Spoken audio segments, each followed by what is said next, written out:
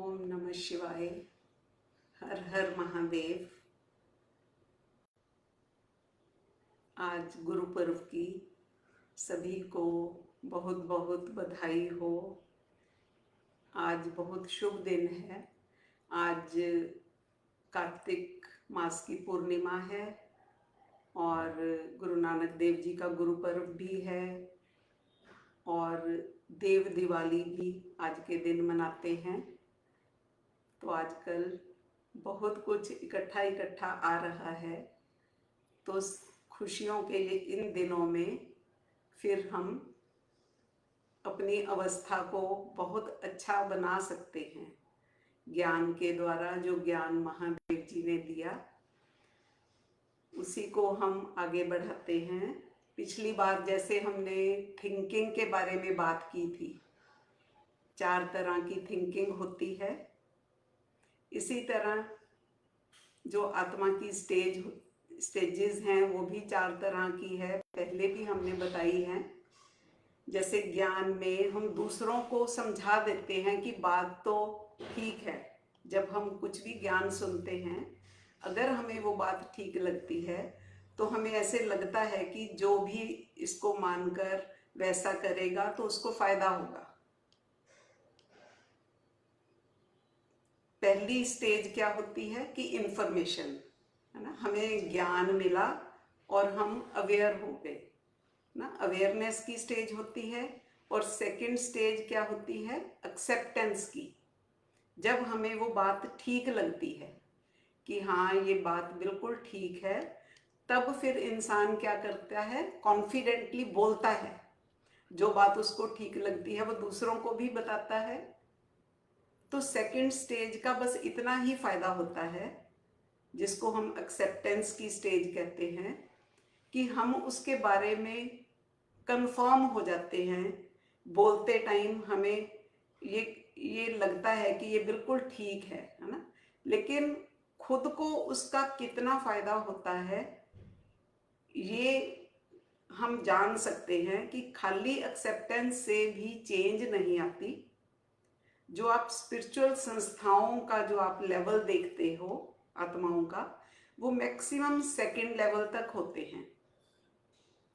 Maximum वो सिर्फ बोलते हैं ज्ञान को कॉन्फिडेंटली, दूसरों को बता पाते हैं क्योंकि उन्हें वो बात ठीक लगती है।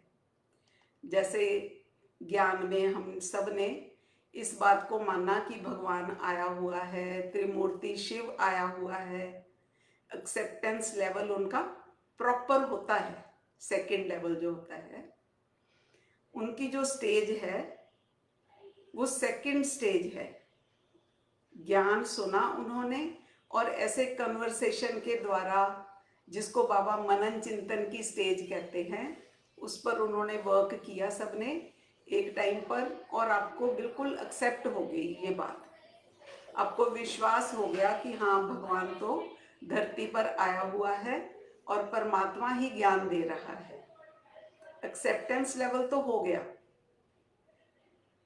एक्सेप्टेंस लेवल मीन्स जुड़ जाना। जब जुड़ गए तो फिर बात खत्म। उस संस्था के साथ, उस ऑर्गेनाइजेशन के साथ, उस स्पिरिचुअल पर्सन के साथ हम जुड़ जाते हैं। करना ना करना वो अलग बात है। जैसे गुरु ग्रंथ साहिब में जो भी लिखा है, अगर हम उसको पढ़ते हैं, पढ़कर उसको एक्सेप्ट करते हैं कि ऐसा ऐसा इसमें लिखा है, ऐसा होना चाहिए, तो उन्होंने एक्सेप्ट तो कर लिया उस बात को। एक्सेप्ट हो गई वो बात और वो याद भी हो गई कि कहाँ क्या लिखा हुआ है और क्या करना चाहिए। लेकिन थर्ड स्टेज पर वो भी नहीं गए, बस एक्सेप्ट कर ली वो बात। फर्स्ट स्टेज जो इंफॉर्मेशन की, आत्मा की अवेयरनेस की स्टेज हो गई कि ग्रंथ साहिब में क्या लिखा है, फलाने पेज पर ये लिखा है, सारा कुछ याद कर लिया, रट लिया। इंफॉर्मेशन लेवल हायर हो गया कि गुरु ग्रंथ साहब में क्या लिखा हुआ है। सेकंड स्टेज, उसने इंट्रोस्पेक्शन करके, माना मनन चिंतन करके उसको एक्सेप्ट किया, है ना। और कितना किया ये आगे की बात है, 100% किया या नहीं किया, हमें वो बात तो अच्छी लगती है जो सुनी कि हाँ ये बात बिल्कुल ठीक है। जब ये बात रिपीट होती है, फिर आप बार बार वर्क करते हो, वही बात जब आप रोज रोज पढ़ते हो तो फिर आप उस पर वर्क करते हो ना, समझने की कोशिश करते हो। जैसे क्लास के बाद हम लोग मनन चिंतन करते हैं और वो आपको कोई बात, जो कोई पॉइंट आपको एक्सेप्ट हो गया, फिर क्लास की, फिर आपने देखा, मनन चिंतन किया, फिर वो बात एक्सेप्ट हो गई कि हाँ ये बातें सही है। जब 5-7 बार ऐसे हो गया ना, फिर आपको डायरेक्ट एक्सेप्ट होना शुरू हो जाएगा। उसको कहते हैं फेथ लेवल डेवलप हो गया। अब वे जो भी बोलते हैं आपको एक्सेप्ट हो जाता है, फिर वो फेथ लेवल क्योंकि डेवलप हो जाता है। नेक्स्ट स्टेज जो रियलाइजेशन की स्टेज है, जब बार बार वो बात एक्सेप्ट हो रही है, एक ही जगह से हो रही है, एक ही पर्सन से हो रही है, तो फिर उसके प्रति हमारा फेथ बैठ जाता है, माना कि हमें वो बात फिर फील होने लग जाती है, रियलाइज होने लग जाती है। हम कहते हैं ना कि मेरा तो पक्का विश्वास हो गया, वो थर्ड स्टेज होती है। जब आप उसको योग के द्वारा, मेडिटेशन के द्वारा उसको रियलाइज कर लेते हो, उसी पॉइंट को। फिर नेक्स्ट स्टेज होती है जो इम्प्लीमेंटेशन की, उसी पॉइंट को फिर आपने धारण भी तो करना है ना लाइफ में।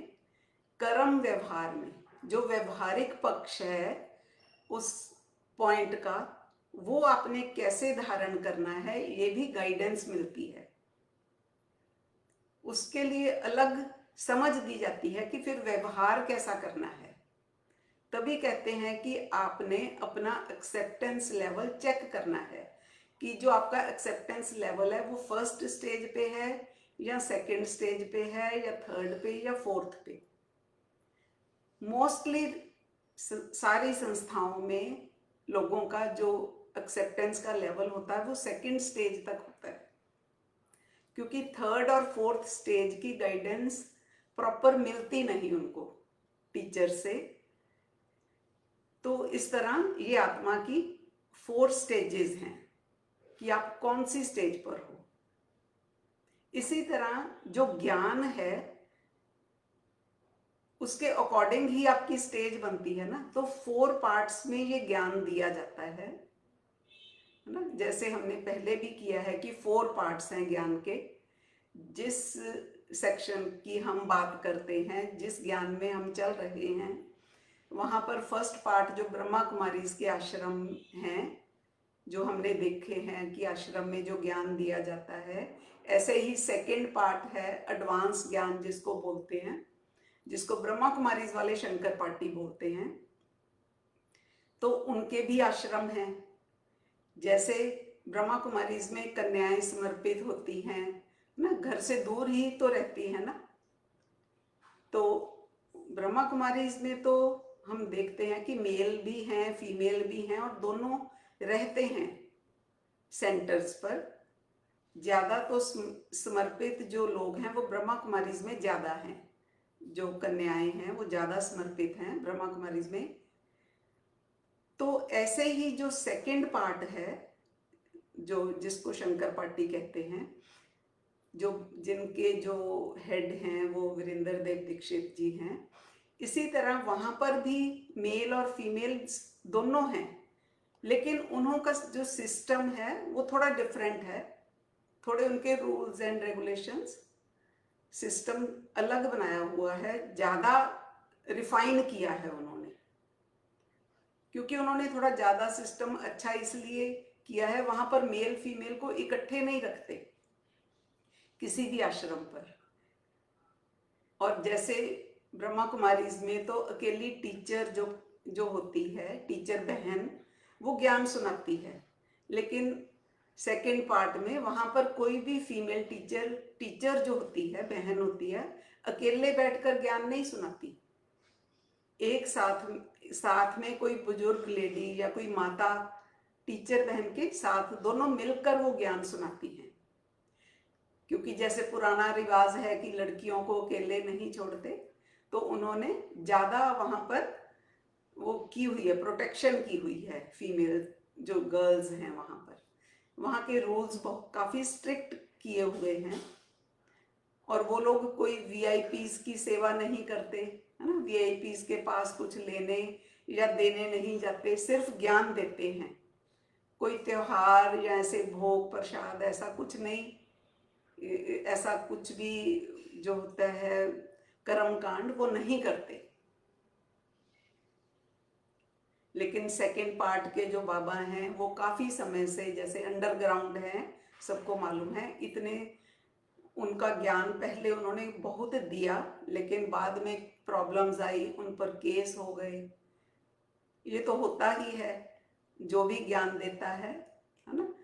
तो इतने सारे करप्ट लोगों के बीच में अगर कोई ईमानदार होगा, ऑफिस में भी हम देखते हैं, तो उसको किसी ना किसी तरीके से उस पर कोई ऐसा इल्ज़ाम लगाते हैं, उसको बेईमान बना ही देते हैं। तो इतने केसेस डाल दिए उन पर, वो हाल किया हुआ है इस बाबा का। वो एक भी लाइन वैसे तो अपनी नहीं सुनाता, वो सारा ज्ञान ब्रह्मा कुमारी इसके ही का ही सुनाता है। सेम मुरली वो पढ़ते हैं, सेम मुरली वो सुनाते हैं, एक भी लाइन एक्स्ट्रा ऐड नहीं करते, ना डिलीट करते, सेम ज्ञान सुनाते हैं। उसका अपना ज्ञान नहीं है, वो तो सिर्फ उन्हीं के ज्ञान को क्लैरिफाई करते हैं, डिटेल में सुनाते हैं कि उसका सही अर्थ क्या है। उनको ये लगता है कि ब्रह्मा कुमारीज वालों को सही अर्थ नहीं मालूम, उसी ज्ञान का मैं सही अर्थ बता रहा हूं। तो जैसे आपने क्राइस्ट को आप समझ सकते हो, जब तक वो जिंदा रहा, इस बाबा की तरह ही उसका हाल था।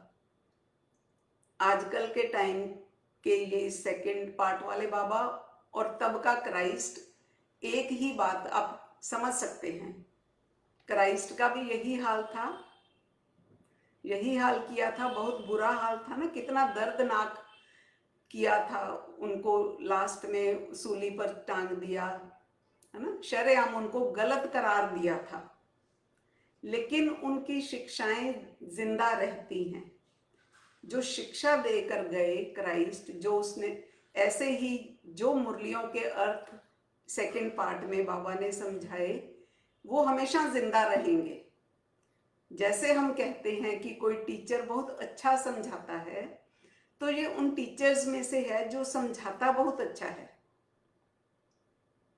उसने मेन बताया क्या, जैसे ब्रह्मा कुमारीज ने ये बताया दुनिया को, ये ज्ञान दिया कि तुम शरीर नहीं आत्मा हो, और उन्होंने इस पर बहुत मेहनत की, रिसर्च की है, और प्रूव कर देते हैं ब्रह्मा कुमारी ऑर्गेनाइजेशन की कि ये बॉडी नहीं सोल है जो इस शरीर को चलाती है।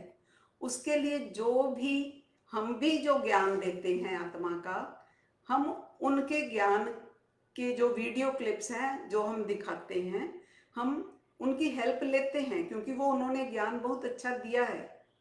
वो सब उनके ही हैं जो वीडियोस कई बार हम या फोटोज भी शेयर करते हैं। जो बात किसी की भी अच्छी है तो हम उसको अच्छा ही कहेंगे और उसको शेयर भी करते हैं। तो ये सब उनके हैं। ये ब्रह्मा कुमारी इसका काम है कि आम दुनिया के लोगों को ये प्रूव करना कि बॉडी को चलाने वाली शक्ति आत्मा है, और उस आत्मा को प्रूव करना उनका काम है। साथ में वो ये भी कहते हैं कि आत्मा ने कई जन्म लिए और कई शरीर छोड़े हैं। जो कहते हैं 5000 साल का ड्रामा है, और इसमें 84 बर्थ आत्मा ने लिए। ये उनका ज्ञान है, ये उनकी मेन टीचिंग है, जो कि आम दुनिया के लोगों को ये बात क्लियर नहीं थी। ये ज्ञान तो वो आज भी दे ही रहे हैं। आत्मा का ज्ञान देते हैं, उसमें मन बुद्धि संस्कार है, ये सब बताते हैं।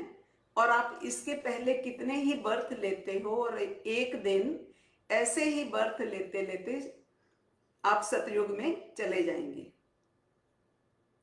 और सेकंड वाले बाबा ने क्या किया, उन्होंने ये बता दिया कि ये तो आपका ज्ञान हो गया कि ये आत्मा है, ये तो प्राइमरी ज्ञान हो गया, बेसिक ज्ञान है, जैसे प्राइमरी स्कूल में प्राइमरी नॉलेज हम लेते हैं।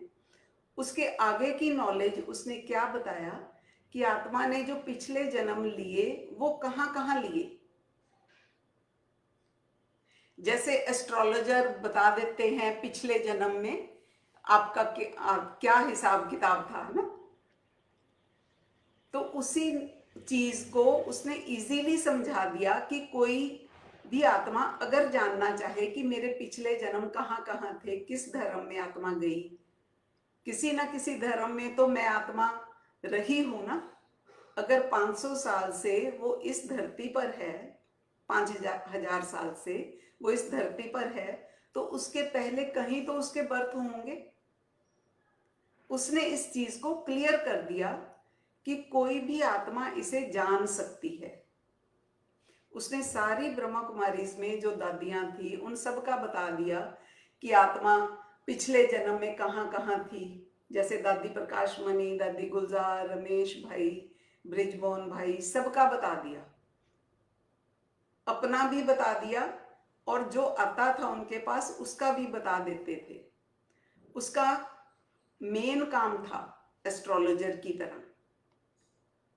वो कहता है कि ज्ञान माना क्या, इस जन्म का तो आपने बता दिया कि हम आत्मा हैं, हम शरीर नहीं आत्मा है, यहां पूरा कर दिया आपने।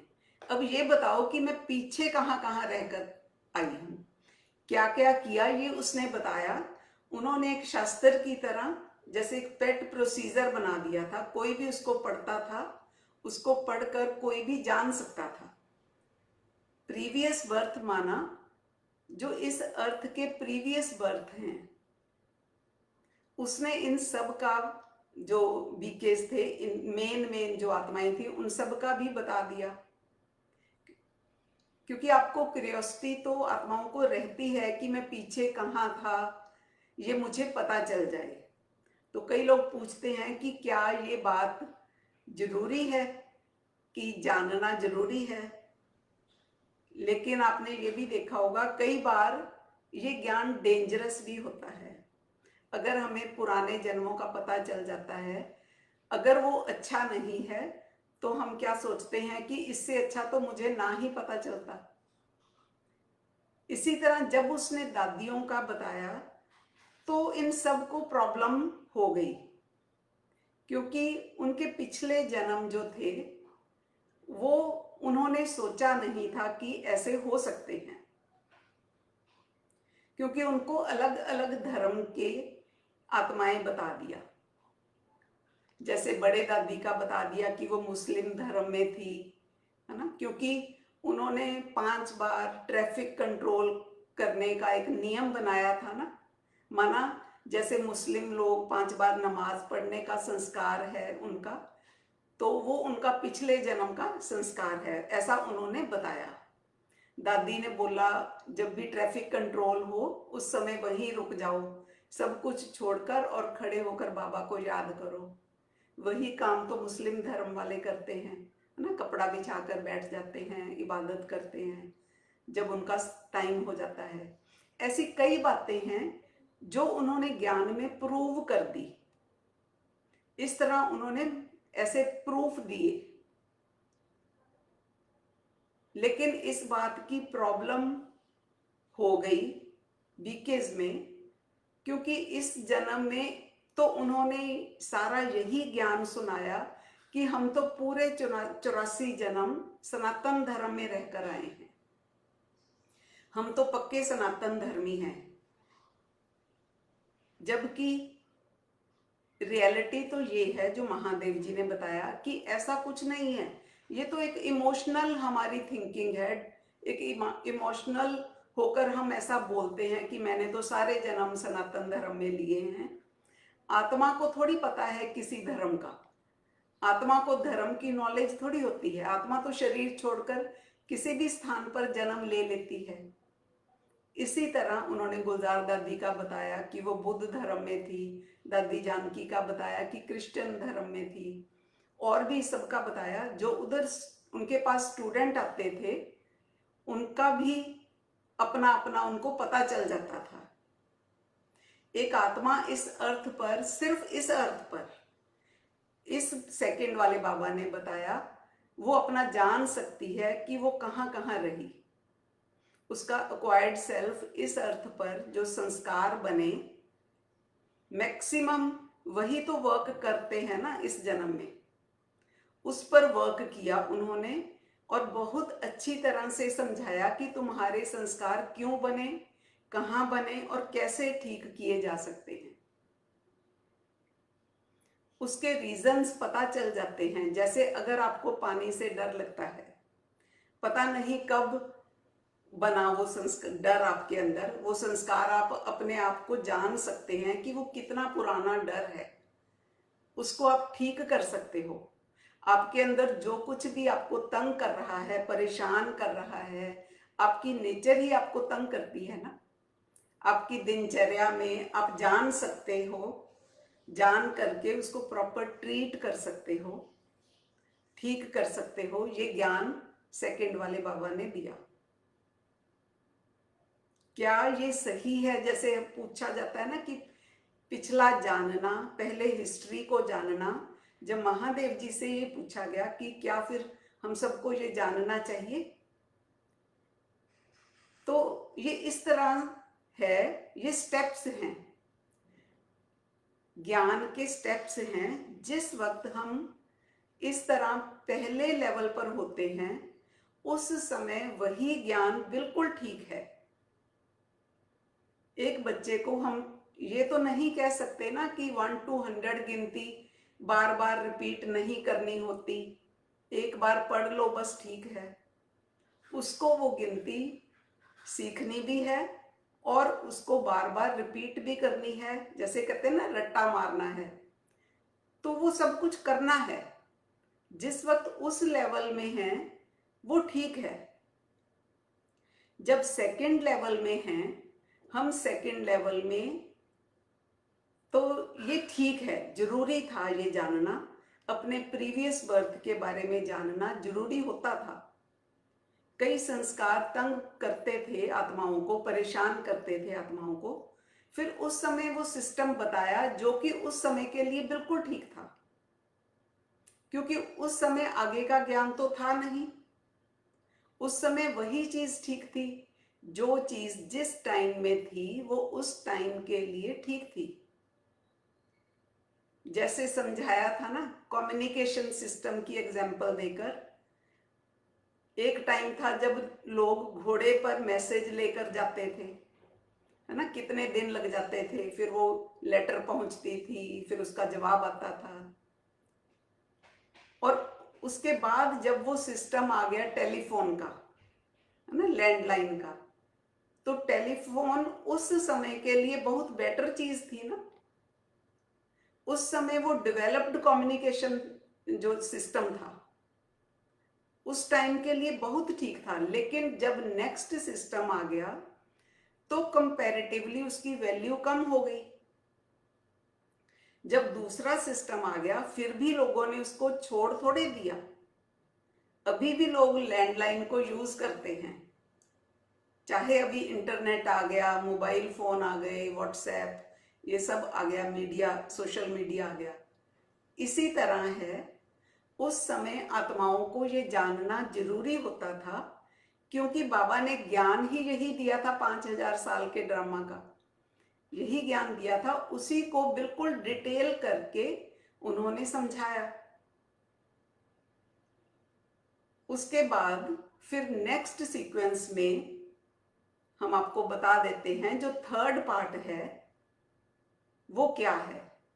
थर्ड लेवल वो कहता है, जो कि बापूजी दशरथ भाई पटेल हैं अहमदाबाद वाले, वो क्या कहते हैं कि आत्मा ने जो इस शरीर में जन्म लिया, इस शरीर को धारण किया, सोल ने शरीर को अक्वायर किया हुआ है ना, तो ये ब्रह्मा कुमारीज ने बताया ये ज्ञान। और सेकंड टीचर ने क्या कहा कि वो, कि फर्स्ट वाला प्राइमरी टीचर है, पहले जो आप ब्रह्मा कुमारीज में जाते हो वो प्राइमरी स्कूल है, और सेकंड वाला ये हाई स्कूल है। जिसको सेकंड पार्ट, सेकंड लेवल कहते हैं। लेकिन उस समय तो वही एडवांस ज्ञान था ना, उसके आगे कुछ था ही नहीं। तो जिसको सेकंड पार्ट, सेकंड लेवल कहते हैं, उससे हायर नॉलेज देता है जो थर्ड पार्ट है, कि सोल का इस अर्थ पर कितने बर्थ हुए वो जान सकते हो आप, है ना। सेकंड वालों ने तो ये बता दिया। तो थर्ड वाले क्या कहते हैं कि जो थर्ड वाला ज्ञान है वो कॉलेज लेवल का ज्ञान है। जब तक फोर्थ लेवल नहीं आया था तो तब तक वही एडवांस था, हाईएस्ट लेवल का था वो ज्ञान। लेकिन इस समय वो कॉलेज लेवल की तरह है, वो आत्मा को ज्ञान देता है कि आत्मा इस अर्थ के बाहर, इस पृथ्वी के बाहर कहां कहां रही है। पूरे यूनिवर्स में, यूनिवर्स माना पूरा फिजिकल वर्ल्ड, फिर सूक्ष्म वर्ल्ड है जो, उसके ऊपर फिर मूल वतन जिसको बोलते हैं, साकार वतन, सूक्ष्म वतन और मूल वतन। फिजिकल वर्ल्ड, सटल वर्ल्ड और कॉजल वर्ल्ड। फिर उसके ऊपर है सुप्रीम अबोर्ड या परम धाम। वो इन सारे वर्ल्ड्स की नॉलेज देता है। थर्ड लेवल जो है, इसलिए उसकी नॉलेज बहुत वास्ट नॉलेज है, बहुत ज्यादा डिटेल्ड नॉलेज है। उस नॉलेज को कोई समझ नहीं सकता, इतना आसान नहीं है उससे समझना। उसको जिसने भी समझने की कोशिश की तो उसका दिमाग हिल गया। कई लोग तो पागल हो गए, क्योंकि इतना वो वास्ट ज्ञान है, उस ज्ञान को समझ नहीं सके और कंफ्यूज हो गए। कई लोगों ने तो इसलिए भी वो ज्ञान छोड़ दिया, क्योंकि उनको वो ज्ञान क्लियर नहीं हुआ। तो वो इस पृथ्वी के ऊपर का ज्ञान देता है, वो अर्थ की बात ही नहीं करता कि ये तो छोटी नॉलेज है, अर्थ तो बहुत छोटी चीज है। ये आपको पता चल गया कि मैं आत्मा हूं, फिर इस पृथ्वी पर कहां कहां रहे, लेकिन आप पीछे कहां से आए हो वो और भी बैक में ले गए, पीछे ले गए। फिजिकल वर्ल्ड में जितने भी यूनिवर्स हैं उन सब की नॉलेज देते हैं, सोलर सिस्टम, प्लैनेट्स, गैलेक्सीज। इसलिए उन्हें स्पिरिचुअल साइंटिस्ट कहा जा सकता है, क्योंकि वो सूक्ष्म ज्ञान है। उसने फिर सोल कहां से चलती है, कहां कहां रही सोल, आगे क्या क्या सिस्टम था उस आत्मा का, उसका वो सारा ज्ञान उसने दिया। तो इस नॉलेज को उसने ये भी बताया कि जानना क्यों जरूरी है, क्या उसका फायदा है, वो सारा बताता है। जैसे सेकंड बाबा ने जो नॉलेज दी ना, अगर आपको पता लग गया कि मैं कौन से धर्म में थी, कौन कौन से जन्म में, कौन कौन से धर्म में रहकर आई, ये पता तो लग गया ना, वो तो वो ठीक कर सकते हैं ना। वहां तक वो उस ज्ञान के आधार पर खुद के संस्कारों को ठीक कर सकते हैं, पिछले जन्मों के जो संस्कार हैं। आत्मा के अंदर कई प्रॉब्लम्स इस तरह की हैं जो इस अर्थ की नहीं है। वो प्रॉब्लम्स इस अर्थ के पहले से कहीं की हैं, कहीं और से कैरी की हैं आत्मा ने। थर्ड वाला बाबा वहां लेकर जाता है, सूक्ष्म वतन में जब आत्मा होती है वहां भी आत्मा में प्रॉब्लम्स होती हैं। ये सारा ज्ञान उसने दिया, जो कि काफी सूक्ष्म नॉलेज है, डीप नॉलेज है। उसको समझकर आत्मा अपने आप को काफी ज्यादा प्योर कर सकती है। नॉलेज के हिसाब से देखें तो नॉलेज तो अपग्रेड हो रही है। जो बाबा ज्ञान दे रहा है, जो ज्ञान दाता है, जो भी बाबा तीनों लेवल्स पर जो बाबा ने ज्ञान दिया है ना, तो वो ज्ञान दाता है। उनको आप कुछ भी कह लो, बुरा भला कुछ भी कह लो, आप कुछ भी उनका कर लो, है ना, कुछ भी उनका नुकसान कर लो, क्योंकि वो तो इस मायावी दुनिया में है ना, तो कुछ ना कुछ तो संस्कार उनके आपको नजर आ ही जाएंगे। जैसे क्राइस्ट की एग्जाम्पल दी, क्राइस्ट भी नॉलेज तो हायर लेवल की देकर गया, ज्ञान तो उसने जो दिया आज भी लोग उसको मानते हैं, उसको रिस्पेक्ट रिगार्ड करते हैं। अब वो देते रहो, दूसरे धर्मों में भी देख लो, जिन्होंने भी ज्ञान दिया उन्होंने, उनको दुनिया वालों ने कितना तंग परेशान किया। वो देते रहते हैं, अभी तो रिस्पेक्ट रिगार्ड वो ज्ञान अपना देकर चले गए, अभी लोग उनको रिस्पेक्ट रिगार्ड दे रहे हैं, बाद में तो देते रहो, लेकिन जीते जी तो उसको कोई रिगार्ड नहीं दिया ना। यहां तक कि ब्रह्मा बाबा को भी जेलों में जाना पड़ा, कई केसेस उन पर किए गए, सबको ये सहन करना पड़ता है। लोगों ने उन सब का विरोध किया है, उनकी प्योरिटी को तो कोई समझता नहीं, लेकिन उन पर उल्टे सीधे केस डाल दिए थे। जितने केस बाबा वीरेंद्र देव दीक्षित पर चलते हैं उससे कहीं ज्यादा ब्रह्मा बाबा पर भी चले थे। उस समय मीडिया नहीं था, लेकिन हिस्ट्री में वो खुद बताते हैं कि क्या क्या उनको सहन करना पड़ा। सेम वही हिस्ट्री रिपीट हो रही है। जैसे ब्रह्मा बाबा पर किसने केस किए थे? आम दुनिया वालों ने। और सेकंड वाले बाबा पर किसने केस किए? फर्स्ट पार्ट वालों ने। क्योंकि सेकंड वालों से आम दुनिया को कोई प्रॉब्लम नहीं है, इनसे प्रॉब्लम है सेकंड पार्ट वालों को। उन्होंने केस किया और फर्स्ट वाले बाबा पर आम दुनिया वालों ने केस किए, क्योंकि भक्ति मार्ग वालों को प्रॉब्लम थी। ब्रह्मा बाबा ने जो शास्त्रों के ज्ञान को नहीं माना, तो भक्ति मार्ग वालों ने उनका विरोध किया। ब्रह्मा कुमारी का जो अल्टीमेट टीचर है, जो ब्रह्मा बाबा है, उस आत्मा का अपना जो ओरिजिन है। तो अभी हम ये देखेंगे कि इन आत्माओं का ओरिजिन कहां से हुआ, है ना। वो उस हिसाब से ही वो आत्माएं ज्ञान देती हैं। वो सूक्ष्म वतन का है उनका ओरिजिन, जो ब्रह्मा बाबा का है, सूक्ष्म वतन में क्रिएट हुई थी वो आत्मा, है ना। क्योंकि आत्माएं भी क्रिएट होती हैं, ये नया ज्ञान है। उनका भी बर्थ होता है, ये थर्ड पार्ट वाले बाबा ने भी ये ज्ञान दिया है। जैसे बॉडी का बर्थ होता है, इसी तरह आत्मा का भी बर्थ होता है। तो आत्माओं की भी 4 कैटेगरीज हैं। जैसे 4 पार्ट्स में ज्ञान दिया जाता है, चौथा पार्ट जो महादेव जी का पार्ट है, जो हमारा पार्ट है, वो भी हम आपको बताएंगे कि वो क्या है, वो क्या ज्ञान का पार्ट है, हमारा क्या सब्जेक्ट है। लेकिन पहले हम 4 कैटेगरीज की आत्माओं के बारे में जान लेते हैं। जितनी भी सोल्स हैं ना, मेटाफिजिकल एटम जिसे हम कहते हैं, इनका बर्थ फिजिकल वर्ल्ड में नहीं होता।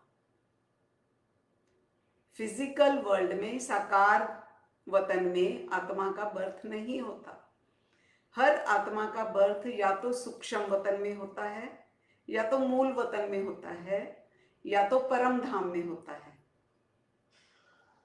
ये ज्ञान वैसे हमने पहले डिस्कस किया हुआ है, लेकिन शॉर्ट में, सार में आज मैं बता रही हूँ। कुछ आत्माओं का सूक्ष्म वतन में क्रिएशन हुआ, जिनका सूक्ष्म वतन में हुआ, उनके मूल में कुछ ऐसी चीज है जो कभी डिलीट नहीं हो सकती, क्योंकि मूल में है ना।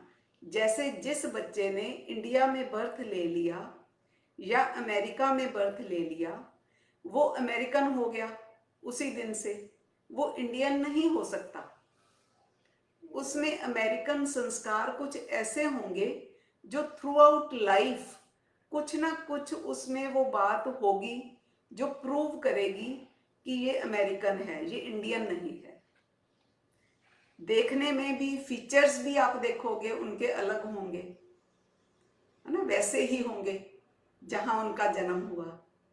इंडियन जो होगा उसकी कुछ तो पहचान होगी, जिस कारण से वो इंडियन होगा। इसी तरह आत्माओं का है, बाय बर्थ ही कई आत्माएं जो सूक्ष्म वतन से रिलेट करती हैं, बाय बर्थ उनके मूल में ही कुछ डिफेक्ट हैं। बाय बर्थ सारे बच्चे हेल्दी तो नहीं जन्म लेते ना। बर्थ के टाइम पर ही हम देखते हैं ना, कई बच्चे हैंडीकैप होते हैं या उनको कोई ऐसी बीमारी भी होती है या उनका कोई बॉडी का पार्ट नहीं होता। ये तो आप देखते हो, कईयों में हम कहते हैं ना प्रॉब्लम है बाय बर्थ ही है। जो प्रॉब्लम बाय बर्थ है उसे हम क्या कहते हैं कि ये ठीक नहीं हो सकती। बाय बर्थ किसी की बॉडी में किसी के बॉडी पार्ट खराब है या है ही नहीं, तो फिर वो ठीक नहीं हो सकता। बहुत कम चांसेस होते हैं, रेयर होते हैं कोई डॉक्टर ऐसे जो उसको भी ठीक कर सकते हैं। इसी तरह बाय बर्थ आत्माओं का भी ऐसे ही है। कुछ आत्माओं में बाय बर्थ ही ऐसे स्वभाव संस्कार हैं जो चेंज नहीं हो सकते, बाकी सब चेंज हो सकते हैं, लेकिन कुछ संस्कार जो हैं वो नहीं हो सकते। इसी तरह मूल वतन में जो आत्माओं का बर्थ हुआ था ना, क्रिएशन हुई थी, वो सूक्ष्म वतन की आत्माओं से हायर सोल्स हैं। उन मतलब प्योर, ज्यादा प्योर हैं। उनके बाय बर्थ ही मूल में ही प्योरिटी है, और जो सूक्ष्म वतन की है इनके अंदर प्योरिटी लेवल इतना ज्यादा नहीं होता। कुछ ऐसे संस्कार हैं जो बाय बर्थ ही उनके अंदर चले जाते हैं। इसी कारण कुछ आत्माएं हैं जिनकी क्रिएशन परम धाम में हुई, सुप्रीम अबोर्ड में, वो अलग आत्माएं हैं। तो इस तरह अगर आत्माओं को कैटेगराइज करें तो ये 4 तरह की आत्माएं हैं उनके बर्थ के अकॉर्डिंग। जैसे अगर एक ग्लोब की हम बात करें, ह्यूमन बींग्स की पॉपुलेशन कितनी है, 900 करोड़ अगर इंसान है, हम ये तो नहीं कह सकते कि सभी एक जैसे हैं ना। कोई किसी कंट्री में है, कोई किसी कंट्री में है ना, अलग अलग हैं। फिर उसके आगे भी कोई किसी धर्म में है, कोई किसी धर्म में है। फिर उसके आगे कोई डॉक्टर है, कोई इंजीनियर है, कोई बिजनेसमैन है। इसी तरह आत्माओं की कैटेगरीज हैं, बाय बर्थ उनकी कैटेगरीज हैं। मेन उनकी चार जो कैटेगरीज हैं, मुख्य 4 हैं। एक मुख्य 4 हैं, ऐसे तो हम कई तरह की आगे और भी डिवाइड कर सकते हैं, लेकिन मेन 4 हैं। एक वो सोल्स जिनका सुप्रीम अबोर्ड माना परम धाम में जन्म हुआ, जिनका बर्थ हुआ। दूसरा, जिनका मूल वतन में बर्थ हुआ, है ना, वो परम धाम वालों से थोड़ी कम प्योर होंगी या पावरफुल कम होंगी। फर्स्ट जो परम धाम वाली आत्माएं हैं, सेकंड जिनका मूल वतन में जन्म हुआ, इन दोनों की क्रिएशन फिर आगे है। परम धाम और मूल वतन वाली आत्माओं की आगे जो नेक्स्ट 2 क्रिएशन है ना, फर्स्ट सोल्स जो परम धाम की हैं, उनकी क्रिएशन किसी और तरह से होती है और किसी और ने की है, जो कि हमने एक क्लास में समझा था कि उनकी क्रिएशन कैसे हुई थी, जिनकी क्रिएशन परम धाम में हुई थी। और जो सेकंड कैटेगरी की सोल्स हैं, वो फर्स्ट वाली सोल्स की क्रिएशन है। जो सेकंड कैटेगरी वाली आत्माएं हैं, मूल वतन वाली आत्माएं, वो फर्स्ट कैटेगरी वाली आत्माओं की क्रिएशन है। अब फर्स्ट वालों की क्रिएशन एक तो मूल वतन में है, उन्हीं फर्स्ट वालों की क्रिएशन एक सूक्ष्म वतन में है। जो सूक्ष्म वतन के टॉप पे आत्माएं हैं, वो फर्स्ट कैटेगरी की आत्माओं की क्रिएशन है। और जो सेकंड वालों की क्रिएशन है, मूल वतन वाली आत्माओं की क्रिएशन है, वो भी सूक्ष्म वतन में है,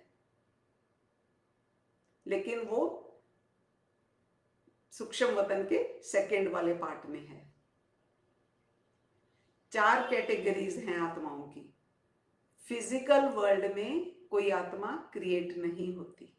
तो ये तो सार में हमने समझा कि 4 आत्माओं की कैटेगरीज हैं।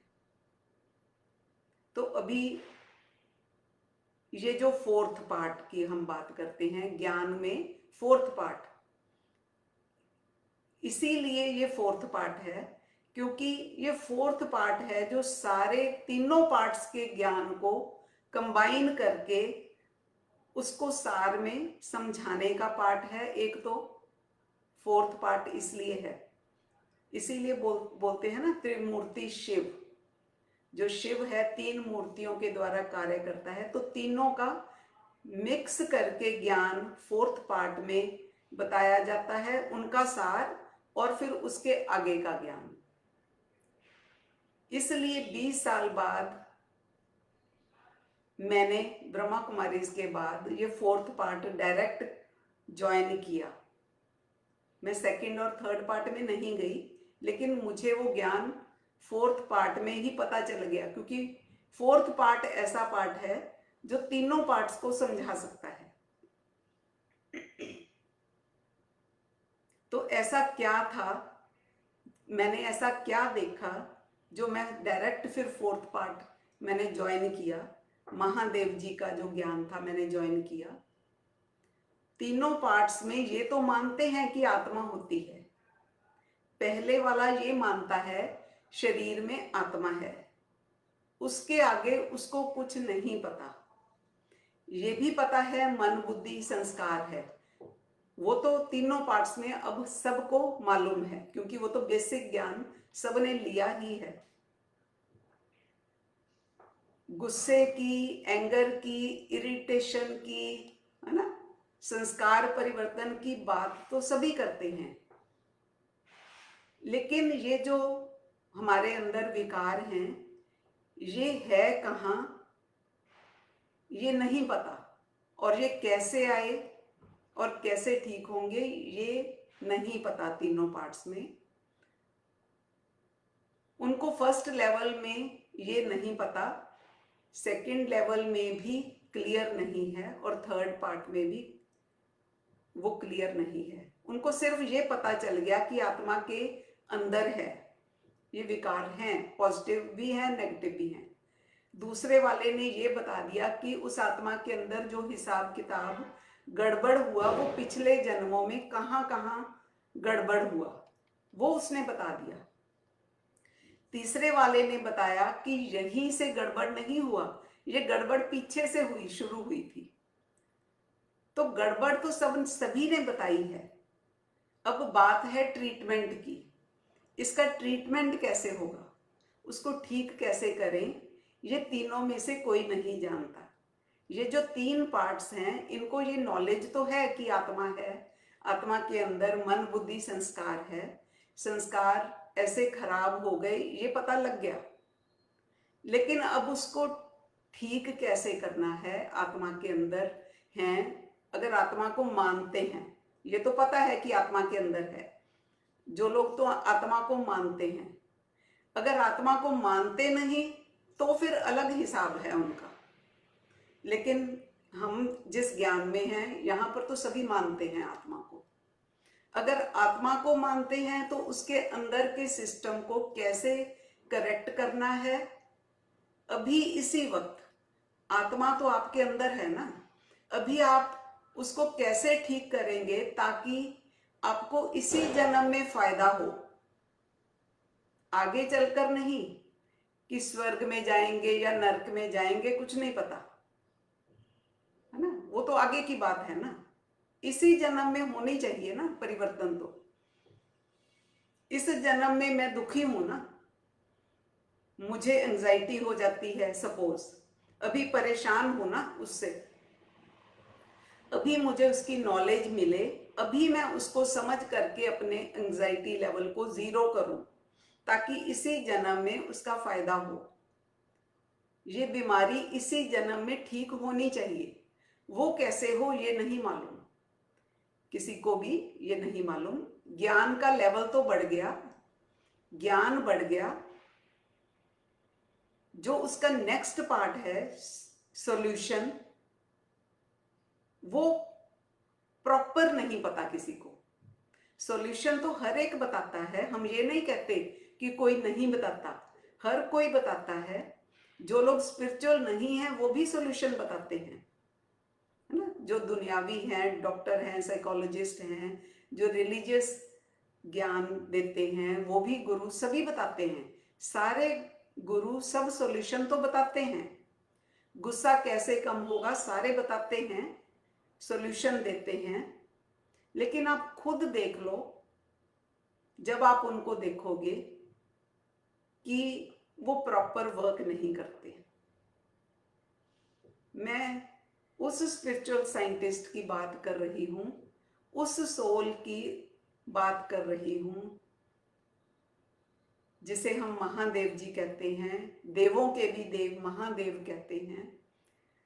ज्योति बिंदु स्वरूप, परमात्मा का साकार स्वरूप जिसे हम कहते हैं,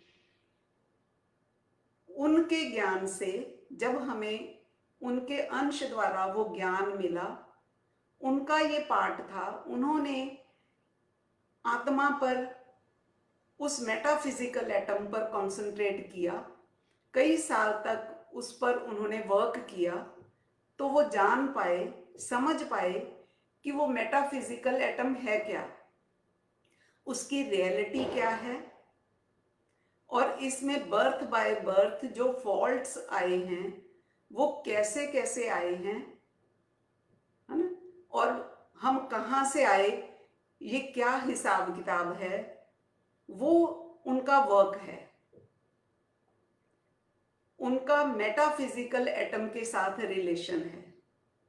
अंदर का जो आत्मा के अंदर का ज्ञान है वो उनका सब्जेक्ट है। फोर्थ पार्ट जो है मेन उसी पे कंसंट्रेट करता है। हम बाहर के ज्ञान को सार में देते हैं, लेकिन अंदर के ज्ञान को डिटेल में समझाने की कोशिश करते हैं। सारा फोकस हमारा आत्मा के अंदर रहता है। अब वो मेटाफिजिकल एटम नीचे आकर कोई ना कोई बॉडी में तो सब में है ना, हर एक बॉडी के अंदर मेटाफिजिकल एटम है। तो हम बता सकते हैं कि आपके अंदर इरिटेशन, फ्रस्ट्रेशन है। पहली बात तो ये मेटाफिजिकल एटम आपके अंदर है, और वो मानते नहीं, जो मानते नहीं उनका तो कुछ नहीं हो सकता। अब जो मानते हैं उनको हम समझा सकते हैं कि इसको ठीक कैसे करना है। उस एटम पर वर्क है जो कि सूक्ष्म वर्क है। जो आत्मा है वो शरीर से जुड़ी हुई है और पूरी तरह बॉडी कॉन्शियसनेस में है। इस समय आत्मा शरीर से जुड़ी हुई है और हम पूरी तरह बॉडी कॉन्शियसनेस में हैं। जितने भी शरीर हैं हर एक में सोल है। वो हर एक सोल या मेटाफिजिकल एटम पूरी तरह बॉडी कॉन्शियसनेस में है। बॉडी कॉन्शियसनेस का मतलब है कि वो खुद को भूल गया, खुद की असलियत को, खुद की एग्जिस्टेंस को भूल गया। एक तो हम भूल गए कि हम ये हैं, है ना। बॉडी को ही इन्होंने समझ लिया कि यही मैं हूं, शरीर ही मैं हूं। हम सब यही तो मानते थे ना ज्ञान से पहले। अब जो बॉडी कॉन्शियसनेस है आपके ऊपर, बॉडी कॉन्शियसनेस पूरी तरह हावी हुई पड़ी है।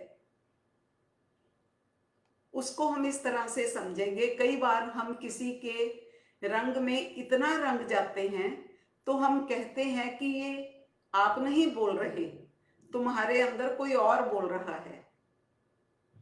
हम ये बोलते हैं ना कि ये शब्द, जब ये ऐसे कोई भी ऐसा, जब किसी का कोई ज्ञान भी सुनाता है तो हम कहते हैं ना कि इसके अंदर तो वो आत्मा ही बोल रही है।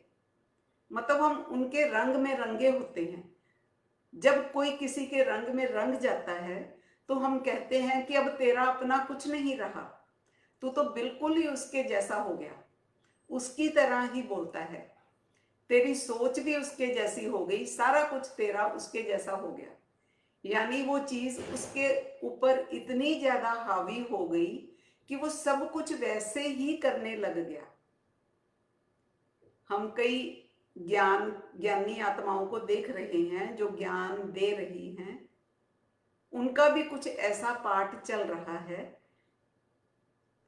उसकी अपनी ओरिजिनल लैंग्वेज भी खत्म हो गई, वो वैसी ही लैंग्वेज, वैसी ही आवाज बदलकर भी बोलने लग जाते हैं कि इतना ज्यादा प्रभाव उस आत्मा का उन पर आता है। उनकी ओरिजिनल सोच सब कुछ खत्म हो गई। तो इसी तरह बॉडी कॉन्शियसनेस हम आत्माओं पर इतनी ज्यादा हावी हो गई कि उसका ओरिजिनल सेल्फ खत्म हो गया। वो भूल ही गई, आत्मा खुद को भूल गई। ओरिजिनल जो उसकी आइडेंटिटी थी वो खत्म हो गई। तो सबसे पहले काम हम यही करते हैं जो साकार साधनाओं के द्वारा हमने आपको जो जो सिखा रहे हैं, आप अपनी रियल आइडेंटिटी में वापस आ जाओ। उसके अंदर क्या है, उसका ट्रीटमेंट कैसे करना है, वो बाद की बात है। पहले आप अपनी रियल आइडेंटिटी में तो वापस आओ ना। बॉडी कॉन्शियसनेस से आपने सोल कॉन्शियसनेस में आना है। यही काम मुश्किल हुआ पड़ा है आत्माओं को। आगे के लेवल्स तो अलग हैं। ऐसे ही थोड़ी थोड़ी परसेंटेज में हम आपका अक्वायर्ड सेल्फ जो है, हम उससे आपको बाहर निकालते हैं। आप अपने रियल सेल्फ में अपनी रियलिटी को जानने लगते हैं, पहचानने लगते हैं और उसके फिर भान में रहने लगते हैं, यानी सोल कॉन्शियसनेस में रहने लगते हैं। जिन आत्माओं ने महादेव जी का वो ज्ञान सुना है ना, सोल कॉन्शियसनेस के जो 7 स्टेप्स बताए हैं, वो आत्माएं परसेंटेज में सोल कॉन्शियसनेस में खुद को फील तो करने लग जाती हैं, क्योंकि उन्होंने उस ज्ञान को फर्स्ट लेवल और सेकंड लेवल तक ही एक्सेप्ट किया है। तो उतने लेवल की ही उनमें फिर चेंज आएगी। यानी इंफॉर्मेशन और फिर इंट्रोस्पेक्शन करके उसको मनन चिंतन करके एक्सेप्ट तो कर लिया, लेकिन उसको रियलाइज अगर नहीं किया और फिर उसको इम्प्लीमेंट नहीं किया तो फिर चेंज नहीं आएगी। इसीलिए हम बार बार ये समझाते हैं कि अपना एक्सेप्टेंस लेवल चेक करना है। तो कई ये भी पूछते हैं, क्या पता चल जाता है ओरिजिनल में आत्मा कौन से वर्ल्ड, मैं आत्मा कौन से वर्ल्ड की हूं, है ना। अलग अलग सोल्स हैं, हर चीज के सिस्टम्स होते हैं। जैसे आप डॉक्टर के पास जाओगे ना, आपको कोई भी बीमारी होगी, आप कुछ भी ना बोलना, डॉक्टर पे पास जाकर बस बैठ जाना।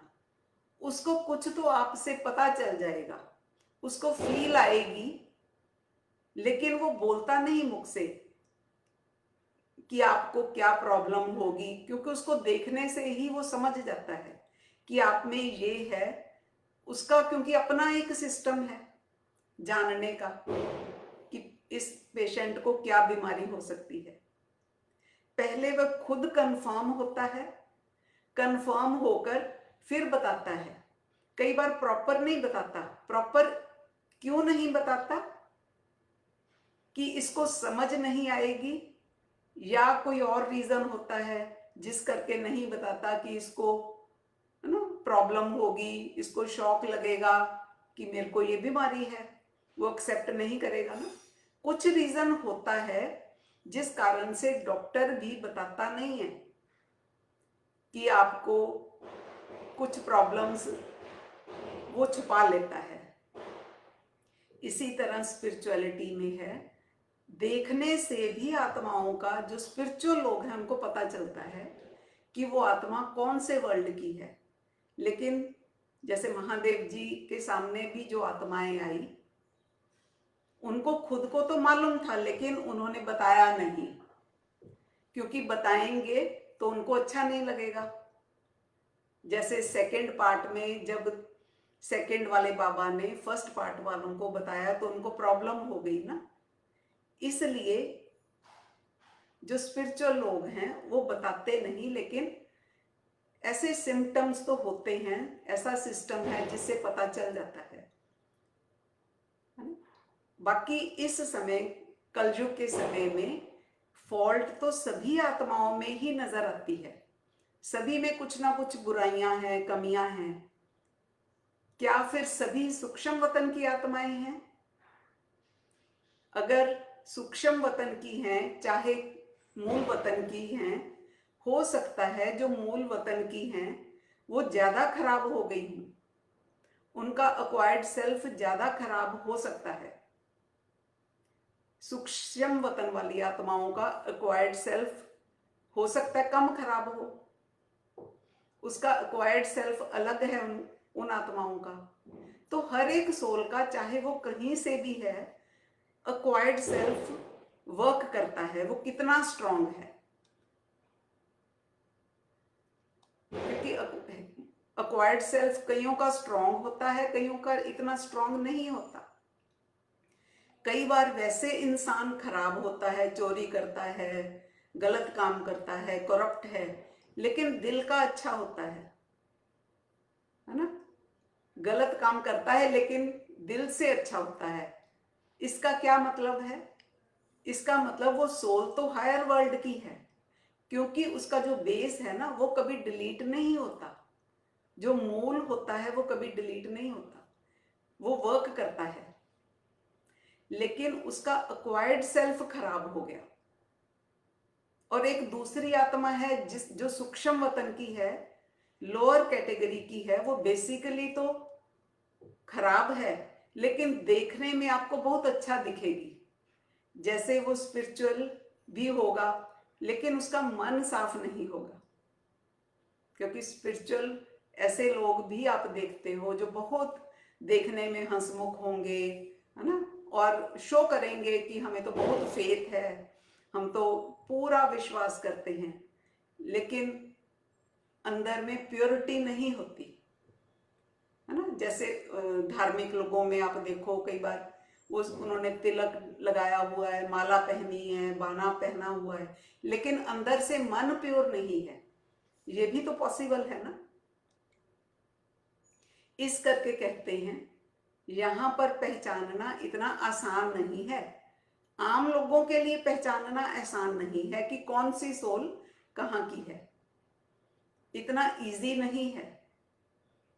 हम जैसे आम लोगों को तो जो पता लगता है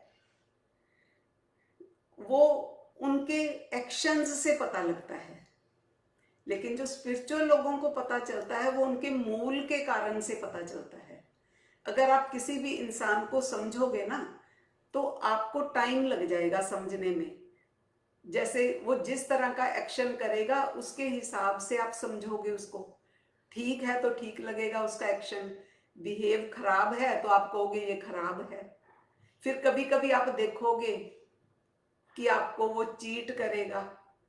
कई बार जो अच्छे लोग भी आपको लगते हैं ना, जो अच्छा बिहेव करते हैं, कभी कभी फिर वो आपको धोखा भी देते हैं।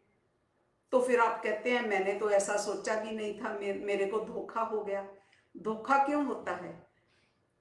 जब आपको वो सिस्टम नहीं पता कि आत्माओं को कैसे पहचानना है। आप उस पर फेथ करते जा रहे हो और किसी टाइम में आपको फिर एंड में धोखा मिलता है।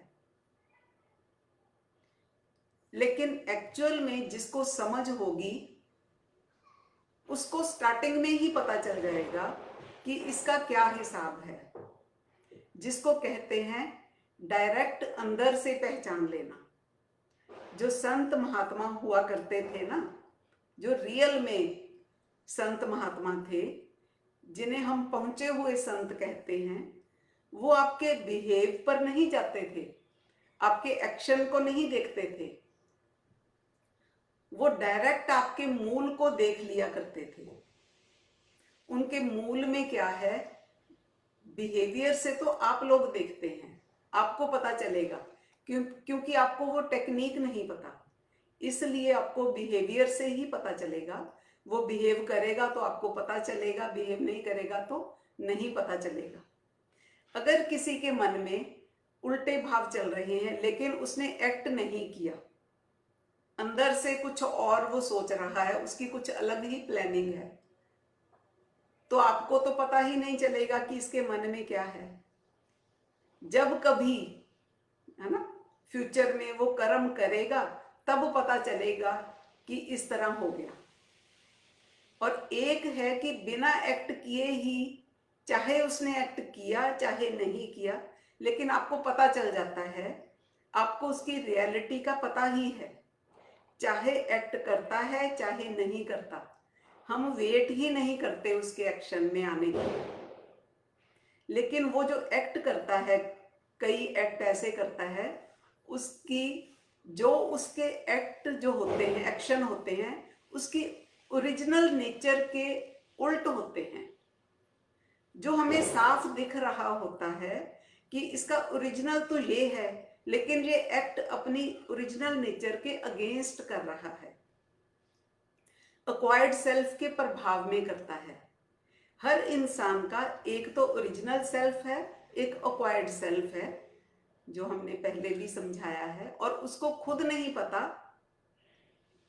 कि उसके दो सेल्फ हैं। तो इस तरह आत्माओं की भी पहचान हो जाती है।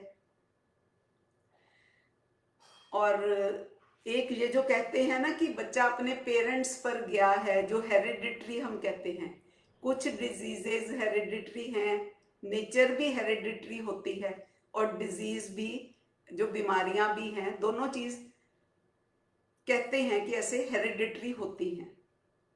हेरिडिटरी माना जो ट्रांसफर हो जाती हैं। जो बीमारियां हैं वो तो बॉडी के सेल्स के थ्रू ट्रांसफर हो जाती हैं, और जो नेचर वाली बात है कि नेचर उसके फादर पर है या मदर पर है, नेचर मिलती है, वो तो सोल से कनेक्ट होती है ना, आत्मा से कनेक्ट होती है नेचर। तो एक्वायर्ड सेल्फ फैमिली वाला जल्दी कॉपी हो सकता है, लेकिन वो एक्वायर्ड सेल्फ होगा। जैसे कई लोग कहते हैं कि इसकी नेचर बिल्कुल अपनी माँ पर है या फादर पर है ना। फादर मदर की सोच कैसे बच्चे में आती है? क्योंकि सोल्स भी इंटरकनेक्टेड हैं, वो बॉडी के थ्रू नहीं ट्रांसफर होती। हम यह तो नहीं कह सकते कि मेरी सोच किसी से भी नहीं मिलती। आम रूटीन में भी तो हमारी सोच मिलती है कईयों के साथ, तभी तो फ्रेंड्स बनते हैं। मैक्सिमम मिलती है तभी फ्रेंड्स बनते हैं। इसी तरह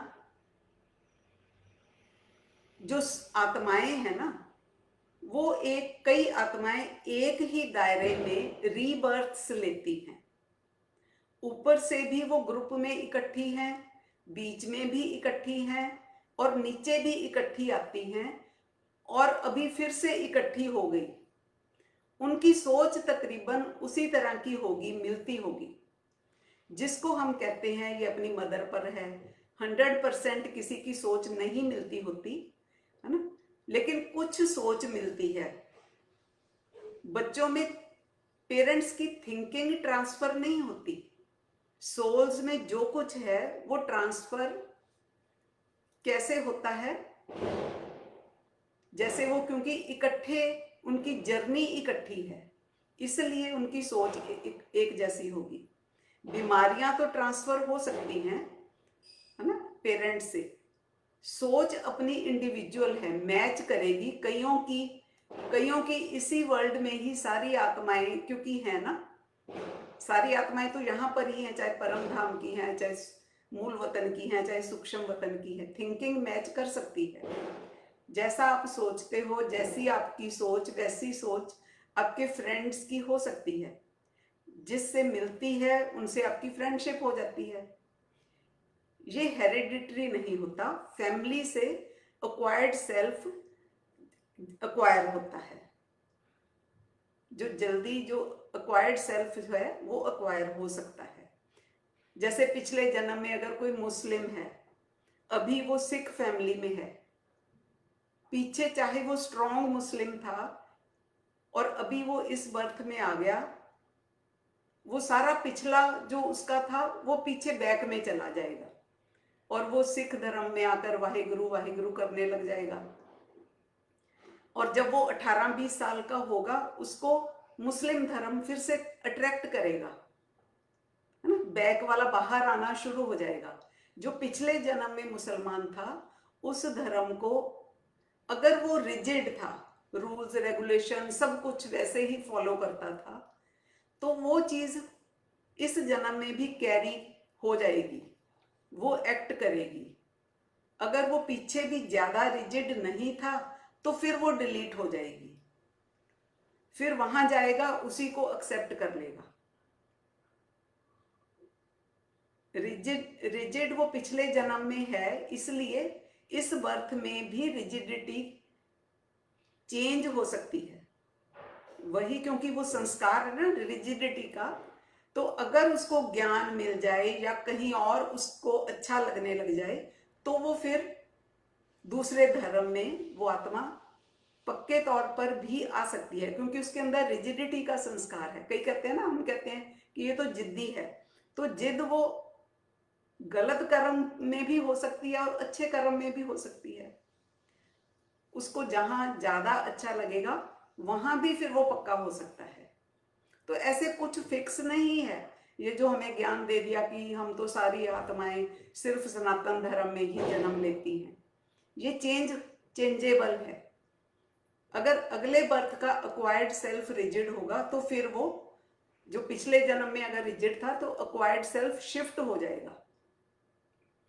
तो किस किन चीजों का प्रभाव आता है आत्माओं पर? एनवायरनमेंट का भी आता है, परिवार का भी आता है, कई चीजें हैं जो उस पर प्रभाव डालती हैं। लेकिन है तो अक्वायर्ड सेल्फ, तो हमने तो ओरिजिनल सेल्फ पर फोकस करना है, उस पर वापस जाना है। अक्वायर्ड सेल्फ को हम ज्यादा इंपॉर्टेंस नहीं देते कि कौन किस धर्म की आत्मा है, वो तो अक्वायर्ड सेल्फ है। तो आज का टॉपिक हम यही समाप्त करते हैं। सभी का बहुत बहुत धन्यवाद। ओम नमः शिवाय। हर हर महादेव।